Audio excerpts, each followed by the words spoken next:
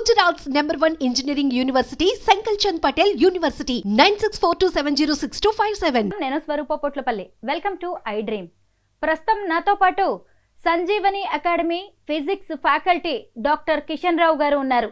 సార్తో మాట్లాడి నీట్లో ఫిజిక్స్కి ఎలా ప్రిపేర్ అవ్వాలో టిప్స్ తెలుసుకుందాం. సార్ నమస్తే. నమస్తే అండి. నార్మల్గా చాలా మంది స్టూడెంట్స్కి ఫిజిక్స్ అంటే భయం ఉంటుంది, ఎందుకంటారు సార్? అంటే ఫిజిక్స్ అనగానే అది మ్యాథమెటిక్స్కి రిలేటెడ్. మ్యాథ్స్ చూసి భయపడే వాళ్ళే బైపీసీకి వెళ్తుంటారు, ఎంపీసీ కాకుండా. దాంతో ఏంటంటే మనకి ఆ భయం అలాగే ఉండిపోయి తర్వాత నీట్ ఎగ్జామ్కి వచ్చేసరికి ఏంటంటే మ్యాథమెటిక్స్ రిలేటెడ్వే అన్ని క్వశ్చన్స్ ఉంటున్నాయి. మొత్తం 45 క్వశ్చన్స్లో దాదాపు 40 క్వశ్చన్స్ వరకు క్యాలిక్యులేషన్ బేస్డ్ క్వశ్చన్స్ ఉంటున్నాయి. దాంతో అది తప్పనిసరి అయిపోతుంది చదవడం. ఇక అది చదవాలంటేనే వీళ్ళకి ఆ వీడియో మొదటి నుంచి ఉంది కనుక ఇక దాన్ని చూసి అసలు ఇంకెక్కువ భయపడిపోయి అది చాలా మట్టుకు ఏంటంటే పక్కన పెట్టే వాళ్ళే చాలామంది ఉన్నారు. ఇక తప్పనిసరి చేయాల్సి వస్తుంది కనుక అందులో ఇంకా ఏంటంటే డెప్త్లోకి వెళ్ళాల్సి వస్తుంది. మ్యాథమెటిక్స్ అప్లికేషన్స్ ఉండే డిఫరెన్షియేషన్, తర్వాత ఇంటిగ్రేషన్, అలాంటి కాన్సెప్ట్స్ కూడా కొన్ని చాప్టర్లు వస్తుంటాయి. అదేమి తెలియదు కనుక వీళ్ళకి దాన్ని డెప్త్ వెళ్ళలేక చాలా మటుకు సతమతం అయిపోతుంటారు. ఇంకా దాన్ని చూసి భయపడి దూరంగా వెళ్ళిపోతుంటారు. అందుకే దాన్ని ఆ సబ్జెక్ట్నే మనం ఫిజిక్స్ అంటేనే తెలుగులో భౌతిక శాస్త్రం అంటాం. అంటే బహుతిక్క శాస్త్రము అని. బహుతిక్క శాస్త్రం అంటే తిక్క తిక్క పెట్టే శాస్త్రం అని. కానీ ఆ భయం పోగొట్టాలని అంటే నేను ఈ టీచింగ్ ఫీల్డ్కి వచ్చి కొంచెం ఏంటంటే బైపీసీ వాళ్ళకి కొంచెం ట్రిక్స్ చెప్పి స్లోగా వాళ్ళని ఆ దాంట్లోకి మోల్డ్ చేయడానికి ప్రయత్నం చేస్తున్నాను. ఎలా అంటే ఇప్పుడు కొన్ని ఫార్ములాలు గుర్తుంచుకోవాలన్నా కూడా అంటే డైలీ ఇన్సిడెంట్స్, తర్వాత వాళ్ళకి ఇంట్రెస్ట్ ఉండేది ఎప్పుడు కూడా సినిమా ఫీల్డ్ కానీ ఈ ఆటలు పాటలు అంటే ఫార్ములా గుర్తుంచుకోవడం కానీ లేదా అప్లై చేయడం, దాని సీక్వెన్స్ గుర్తుంచుకోవడానికి ఏంటంటే కొన్ని టిప్స్ లాగా చెప్తుంటాను. ఇక మ్యాథ్స్ క్యాలిక్యులేషన్స్ బాగా భయంకరం ఉండే క్యాలిక్యులేషన్స్ కూడా కొన్ని క్వశ్చన్స్ అంటే కొంచెం అలాంటి క్వశ్చన్ ఈ బండ గుర్తులు దీనికి ఇది వస్తుంది అని అంటే కొన్ని ఫ్రేమ్ చేసాం. అంటే కొన్ని చాప్టర్లో ఆ ట్రిక్స్ పనికి వస్తాయి. అదేంటంటే కనీసం ఏంటంటే మినిమం మార్కులు రాలేని వాళ్ళకు కూడా కొంత తీసుకొని రావడానికి అవకాశం ఉంటుంది. సార్ నార్మల్గా ఫిజిక్స్, కెమిస్ట్రీ, బయాలజీ అనేవి స్కూలింగ్లోనే ఉంటాయి. అసలు స్కూల్ స్టేజ్లోనే ఈ ఫోబియాని ఎలా పోగొట్టుకోవచ్చు? అంటే మనకి ఎడ్యుకేషన్ సిస్టమ్ అంతా మొత్తం బట్టి సిస్టమ్ అయిపోయిందండి. ఒక ఎన్క్లోజర్లో ఉండేసి వాళ్ళకి మార్నింగ్ వెళ్ళాడంటే ఈవినింగ్ వరకు బయటికి వెళ్ళకుండా, ఒక ప్లే గ్రౌండ్ లేదు, ఆట లేదు, పాట లేదు. ఏంటంటే ఎప్పుడు మార్కులు మార్కులు మార్కులు తప్ప అదేంటే రియల్ సబ్జెక్ట్ చదవాల్సిన అదే అవసరం పడట్లేదు, వాళ్ళకి అవకాశం ఇవ్వట్లేదు. పేరెంట్స్ కూడా వాడి మార్కులు చూస్తున్నారు కానీ వాడి హెల్త్ ఏమవుతుంది, ఫిజికల్ యాక్టివిటీ ఏమైనా ఇస్తున్నారా, అలాంటి ఆలోచన లేవు. తర్వాత మన సిస్టమ్ కూడా మార్క్స్ బేస్ అయ్యేసరికి ఆ సబ్జెక్ట్ వాటికి ఒంటి పట్టట్లేదు. ప్రతిదీ రెడీమేడ్ మనకి ఇప్పుడంతా ఎలా ఇన్స్టెంట్ వచ్చినట్టే, ఫుడ్లో ఇన్స్టెంట్ వచ్చినట్టే దీంట్లో కూడా ఎడ్యుకేషన్ సిస్టంలో కూడా చిన్న చిన్న గైడ్స్ లాస్ట్లో ఎంత అది కొంచెం చదువుతారు, వదిలేస్తారు. అంతేగాని సబ్జెక్ట్ ఇంట్రెస్ట్ కొద్దీ డెప్త్గా వెళ్ళే ఆ కల్చర్ పోయింది. అంటే ప్రాక్టికల్ చేయించడం వల్ల కానీ, తర్వాత సబ్జెక్ట్ని మన చుట్టూ పరిసరాల ప్రాంతాల్లో ఉండే ఆ కనెక్టివిటీ గురించి ఎక్స్ప్లెయిన్ చేస్తే అది ఏంటంటే మైండ్లో ఉండిపోతుంది. ఆ స్కూల్ ఎడ్యుకేషన్లో అలాంటి యాక్టివిటీ బేస్డ్ స్టడీస్ ఉంటే ఇంట్రెస్ట్ వస్తుంది, అది కంటిన్యూ అవుతుంటుంది. అది లేకపోతే అక్కడ ల్యాకింగ్ ఉండేసరికి వాడికి ఏంటంటే అప్పుడు సబ్జెక్ట్ చదువుకుంటున్నాడు, మర్చిపోతున్నాడు అంతే. ఆ తర్వాత నెక్స్ట్ వచ్చినప్పుడు మళ్ళీ ఇంటర్మీడియట్కి వచ్చేసరికి మళ్ళీ కొత్తగా అనిపిస్తుంది తప్ప దానికి కనెక్టివిటీ ఉన్నట్టు తెలియట్లేదు. ఎంపీసీ స్టూడెంట్స్ కంటే బైపీసీ స్టూడెంట్స్కి ఫిజిక్స్ అంటే ఎక్కువ భయం ఉంటుంది సార్. నీట్లో వీళ్ళు ఈ ఫిజిక్స్ని ఎలా గట్టెక్కాలంటారు? ఇవి ముఖ్యంగా ఈ బైపీసీ స్టూడెంట్స్ అంటే వాళ్ళకి అది చెప్పినట్టు మ్యాథ్స్ బ్యాక్గ్రౌండ్ లేకపోయేసరికి భయం ఎక్కువ ఉంటుంది. అంటే ప్రాక్టీస్ చేసి అంత భయపడాల్సిన అవసరం లేదు. ఎందుకంటే క్వశ్చన్ పేపర్స్ ఎప్పుడు కూడా కొంచెం కాన్సెప్ట్ బేస్డ్, ఎన్సీఆర్టీ బేస్డ్ క్వశ్చన్సే ఇస్తున్నాడు. మరీ భయంకరంగా ఏది ఐఐటి వాళ్ళకి ఇచ్చినట్టు డెప్త్లో కూడా ఉండట్లేదు. చివరికి ఏంటంటే మన ఎంసెట్ పేపర్ అన్నట్టు లెందీగా ఉంటుంది, టఫ్ ఉంటుంది, కానీ నీట్ పేపర్ ఈజీగానే ఉంటుంది. కాకపోతే ఏంటంటే మన సిస్టమ్ ఎలా అయిపోయిందంటే సింపుల్గా చెప్తే పిల్లోడు క్లాసులో ఉంటాడో లేదో అని చెప్పేసిందంటే ఆ కల్చర్ కూడా అలా డెవలప్ చేసినారు. పెద్ద పెద్ద క్వశ్చన్లు ఇచ్చి వాడిని భయపెట్టడం, ఎగ్జామ్ పేపర్ కూడా అలాగే ఇచ్చేసి వాడికి అసలు ఏంటంటే ఆ ఇంట్రెస్ట్ కూడా ఉన్న ఇంట్రెస్ట్ని కూడా పోయేటట్టు చేస్తున్నారు. అది ఏంటంటే నార్త్లో ఇంక కొంతవరకు పర్లేదు, ఆ ఎన్సీఆర్టీ బేస్డ్ ఎడ్యుకేషన్ ఉండి ఆ లెవెల్లో చేసుకొని సబ్జెక్ట్ తెచ్చుకుంటున్నారు, మార్కులు తెచ్చుకుంటున్నారు, సీట్లు తెచ్చుకుంటున్నారు. నీట్లో ఫిజిక్స్ అనే భయాన్ని పోగొట్టడానికి ఏవైనా టిప్స్ కానీ టెక్నిక్స్ ఉంటాయా సార్? అంటే మనకి ప్రాబ్లం చెప్పడంతో, చిన్న చాప్టర్ చెప్పడంతో కొంచెం ఏంటంటే వాళ్ళకి ఇంట్రెస్ట్ కలిగేటట్టు సింపుల్గా చేసి, అంటే వాడికి టైం కూడా ఇవ్వాలి. ఒక క్వశ్చన్ ఇచ్చేసి వాడికి అలాంటి రిలేటెడ్ ఒక 10 క్వశ్చన్స్ ఎగ్జాంపుల్స్ చేసుకొని రమ్మని ప్రాక్టీస్ చేయిస్తే కొంచెం భయం పోతుంది. అలాగే ఏంటంటే కొన్ని ఫార్ములాలు, ఇప్పుడు మీరు కామర్స్ బ్యాక్గ్రౌండ్ అన్నారు, నేను మీకు ఒక చిన్న టిప్ చెప్తే మీకు గుర్తుండిపోయేటట్టు. ఇప్పుడు యురేనియం డిసింటిగ్రేషన్ సిరీస్ అని ఉంటాయి. ఏది 4n series, 4n+1, 4n+2, 4n+3. దాంట్లో ఏంటంటే ఒక్కొక్క element uranium series, sodium series, actinium series అలా ఉంటాయి. అది గుర్తుండాలి అంటే UN, అది 4n, 4n+1, 4n+2, 4n+3 అన్నాను కదా. ఇదేంటంటే సినిమా ఫీల్డ్ ఎక్కడ పుట్టిందిరా అంటే అందరికీ తెలుసు, మనకి చెన్నై నుంచి మన దగ్గరికి వచ్చింది. అంటే దీన్ని ఇలా గుర్తుపెట్టుకోమని చెప్తాను నేను. తమిళనాడు, ఉత్తరాంధ్ర. తమిళనాడు అంటే 4nకి T వస్తుంది, తర్వాత నెప్ట్యూనియం సిరీస్ N వస్తుంది, తర్వాత ఉత్తరాంధ్ర అంటే మన శ్రీకాకుళం వరకు మొన్న లాస్ట్ ఇప్పుడు డెవలప్ అయిన థియేటర్స్ అన్నీ కూడా అంటే ఉత్తరాంధ్ర. తమిళనాడు ఉత్తరాంధ్ర అంటే అలా గుర్తుండిపోతుంది. 4n ఏది, 4n+1 ఏది, 4n+2 ఏది, 4n+3. ఫిజిక్స్ కూడా ఇంత సింపుల్ అనిపిస్తుంది సార్ మీరు చెప్తుంటే. లేదు ఇలా కాదు అంటే కింద నుంచి ఆంట్ అని గుర్తుపెట్టుకున్నా సరిపోతుంది, AUNT. దాన్ని బట్టి ఏంటంటే ఆ సిరీస్ గుర్తుండిపోతుంది. అలాగే ఇంకొక చాప్టర్ ఉంది, ఇది ప్రతిసారి ఒక క్వశ్చన్ వస్తుంటుంది, చిన్న చాప్టరు, ఆర్డర్ గుర్తుంచుకోవడం. అంటే మనకి ఎలక్ట్రోమాగ్నెటిక్ వేవ్స్, ఇప్పుడు light waves, heat waves, X rays, gamma rays, ఇవన్నీ కూడా ఎలక్ట్రోమాగ్నెటిక్ వేవ్స్ అంటాం. ఎలక్ట్రోమాగ్నెటిక్ వేవ్స్లో ఆర్డర్ ఆఫ్ వేవ్ లెంత్ లేదా order of energy, order of frequency అడుగుతుంటాడు. అంటే ఇప్పుడు ఏ వేవ్కి ఎనర్జీ ఎక్కువ ఉంటుంది, ఫ్రీక్వెన్సీ ఎక్కువ ఉంది అంటే ఎనర్జీ ఎక్కువ ఉంది అని.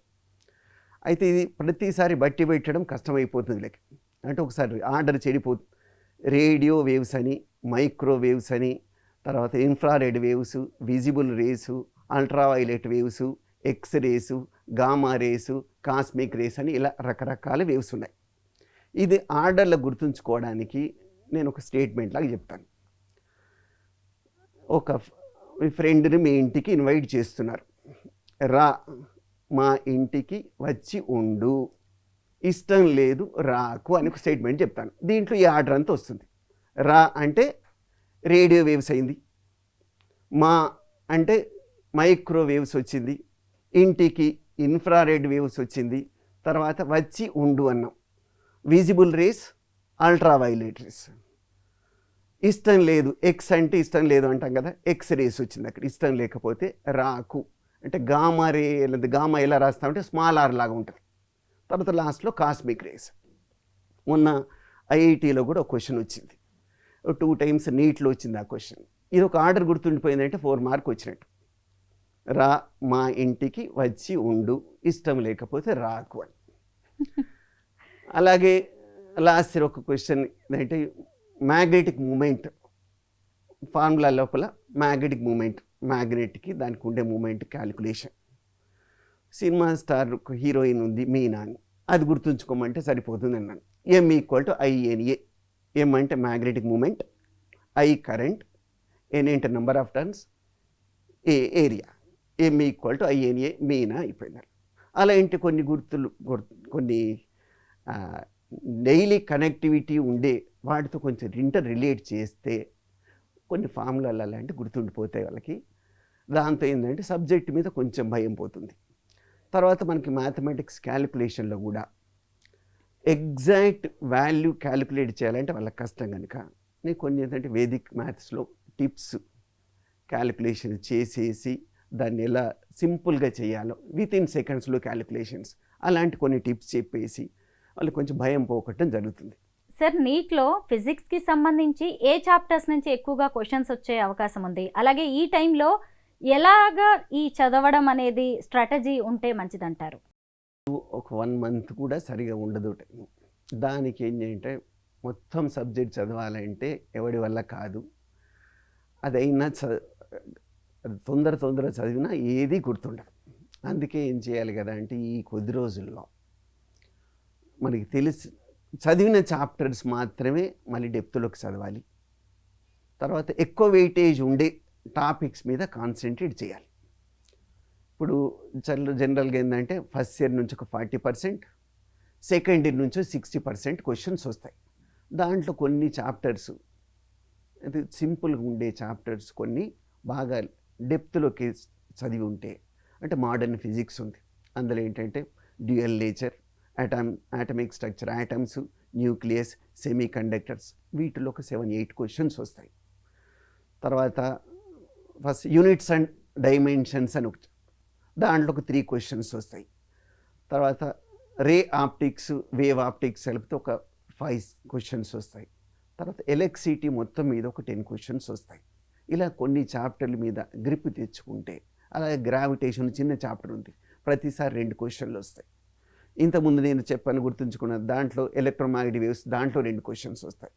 ఇలాంటివి ఏంటంటే కొన్నిటి మీద కొన్ని సెలెక్ట్ చేసుకొని వాటిని బాగా ఫోకస్ చదివి ప్రాక్టీస్ చేసుకుంటే అదేంటంటే ఈ షార్ట్ టర్మ్ ప్రిపరేషన్కి చాలా ఈజీ అవుతుంది.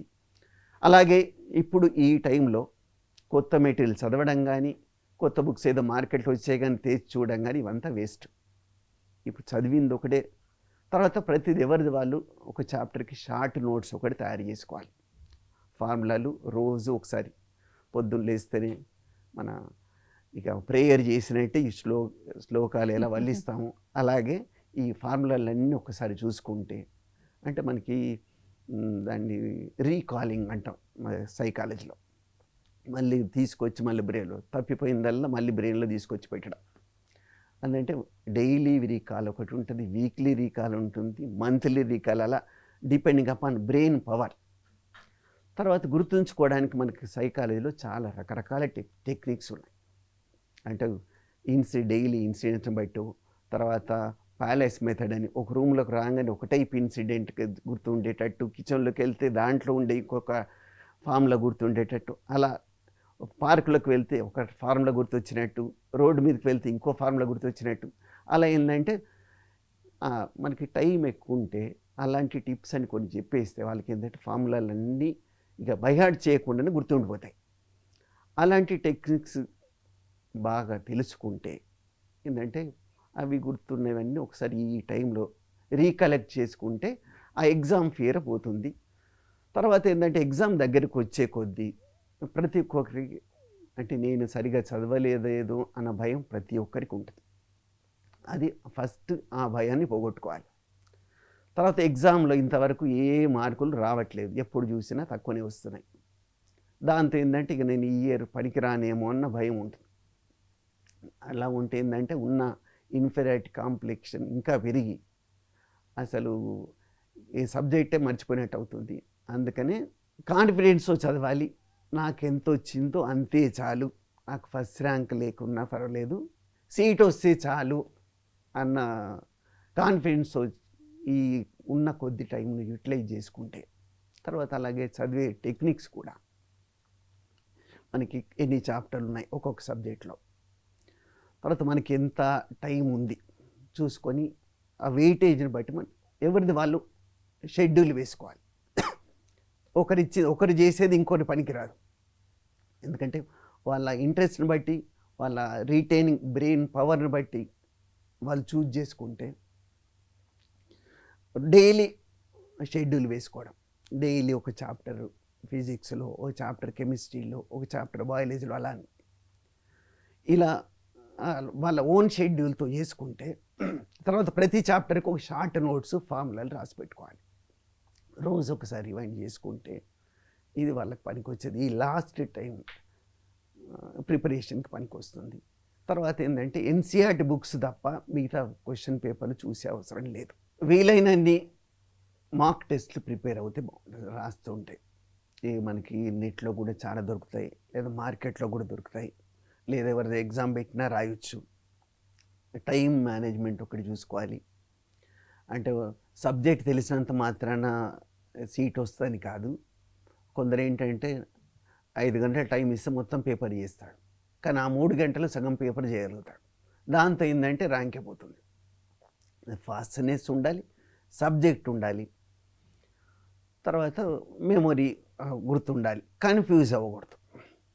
తర్వాత ఏంటంటే ఈ మధ్యలో అందరూ నెగిటివ్ మార్క్ పెట్టకూడదు, నీకు తెలియకపోతే అసలు పెట్టకూడదు అని అంటున్నారు. అలాని కాదు, కొంచెం డౌట్ ఉంది అంటే మొత్తాన్ని వదిలిపెడితే అది మన ప్రాబిలిటీ థియరీ ప్రకారం కూడా ఏంటంటే, ఇప్పుడు మొత్తం 100 క్వశ్చన్స్ అనుకోండి, దాంట్లో నీకు ఏదీ తెలియదు, అన్ని ఏలు పెట్టుకుంటూ పోయినాం, పోతే ఏమవుతుంది 25 మార్కులన్నా వచ్చే అవకాశం ఉంటుంది. ఎందుకంటే ప్రాబిలిటీ థియరీ ఏంటంటే out of 4 the correct will be 1/4. ఇక భయపడి పెట్టామంటే ఆ మాత్రం ఛాన్స్ కూడా ఉండదని అంటాడు. అందుకని కొంచెం క్లారిటీ బాగా అస్సలు తెలియదంటే వదిలేయడం బెటర్, కానీ కొంచెం తెలిసే ట్రై చేయడంలో తప్పు లేదని నేను. విధంగా ఏంటంటే ఉన్న టైంని యూటిలైజ్ చేసుకోవడం, అంటే డైలీ ఒక చాప్టర్ డెప్త్లోకి వెళ్ళడం, తర్వాత ఇంపార్టెంట్ పాయింట్స్ రాసుకోవడం, దాని మీద టెస్టులు, రకరకాల టెస్టులు ప్రిపేర్ చేసుకుంటే ఏంటంటే చాలా మటుకి ఈ ప్రిపరేషన్ తోటి గట్టెక్కడానికి చాలా 100% అవకాశం ఉంది. అంటే 100% మార్క్ రావాలంటే కానీ ఇక కొంచెం డెప్త్ క్వశ్చన్లు కూడా చేయాలి. అంటే ఆల్రెడీ చదివిన వాళ్ళకి ఏంటంటే ఈ మనకి మార్కెట్లో దొరికే ఈ టఫ్ క్వశ్చన్ పేపర్స్ అని సాల్వ్ చేసుకుంటే వాళ్ళకి 100% మార్కులు వస్తాయి. ఇక యావరేజ్ స్టూడెంట్స్కి అయితే కొంచెం ఎన్సీఆర్టీ లెవెల్ క్వశ్చన్ పేపర్లు సరిపోతాయి. మరి అంత భయపడే క్వశ్చన్ పేపర్ ఏమి ఉండదు. ఎందుకంటే మన రెగ్యులర్గా రాసే క్వశ్చన్ పేపర్లకి ఫైనల్గా వచ్చే క్వశ్చన్ పేపర్కి చాలా డిఫరెన్స్ ఉంటుంది. అక్కడేంటి జస్ట్ బేసిక్ లెవెల్ వేస్తున్నాడు, కానీ ఇందులో మాత్రం ఒక్క క్వశ్చన్ కూడా అటెంప్ట్ చేయలేకపోతున్నారు. దాన్ని చూసి ఏంటంటే ఫైనల్ పేపర్ కూడా అలాగే ఉంటుందని నర్వస్ తోటి చాలామంది చదవడం మానేస్తున్నారు. అలా కాకుండా అంటే మనకి ఇంటర్మీడియట్ లెవెల్ క్వశ్చన్స్ అడుగుతాడు, చిన్న చిన్న క్వశ్చన్లు అడుగుతాడు. అందుకని భయపడకుండా ధైర్యంగా చదవగలిగితే సీటు నీదే. మొత్తం మీద మీరు చెప్పిన టిప్స్ అండ్ టెక్నిక్స్ కనుక ఫాలో అయితే భౌతిక శాస్త్రంలో మంచి స్కోర్ సాధించవచ్చు. అలాగే నీట్లో కూడా మంచి ర్యాంక్ సాధించడం ఖాయం సార్. పక్కాగా మంచి సీట్ వస్తుందని అయితే మాకు నమ్మకం కలిగింది. Thank you so much sir. నమస్తే అమ్మా.